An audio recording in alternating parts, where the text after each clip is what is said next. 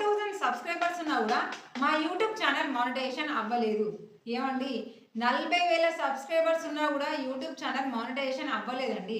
అసలు మానిటైజేషన్ అవ్వలేదు అని అంటే ఎలా ఉంటే మానిటైజేషన్ అవుతుంది అని ఒక క్లారిటీ ఉండాలి. ఇప్పుడు మనకి యూట్యూబ్ ఛానల్ మానిటైజేషన్ అవ్వాలి అని అంటే మనకి 500 సబ్స్క్రైబర్స్ ఉంటే చాలండి. కానీ దాని తర్వాత మనకు ఒక వాచ్ టైం ఉంది, వ్యూస్ అనేది ఉంది. సో వాచ్ టైం వచ్చేసి మనకి 3000 వాచ్ టైం ఉండాలి.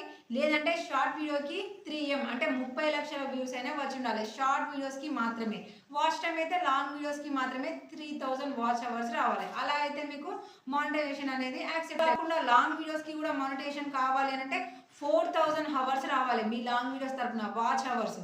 లేదంటే మీ షార్ట్ వీడియోస్కి 10M అంటే 1,00,00,000 వ్యూస్ రావాలి. ఇదంతా కూడా మనకి సో దీనికి కూడా మనకి టైం ఉంటుంది. సో వాచ్ టైం రావడానికి మనకి 365 డేస్ టైం ఇస్తారు.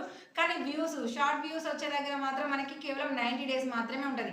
ఆ డేస్లో ఈ క్రైటీరియాని మనం కంప్లీట్ చేసుకుంటే అప్పుడు మీకు మీ యూట్యూబ్ ఛానల్ అనేది మానిటైజేషన్ అవుతుంది. అంటే దీనికి మన సబ్స్క్రైబర్స్కి అలాగే మన మానిటైజేషన్కి సంబంధం అనేది లేదు. ఇక్కడ వ్యూస్ వాచ్ టైం అనేది మాత్రమే ఇంపార్టెంట్.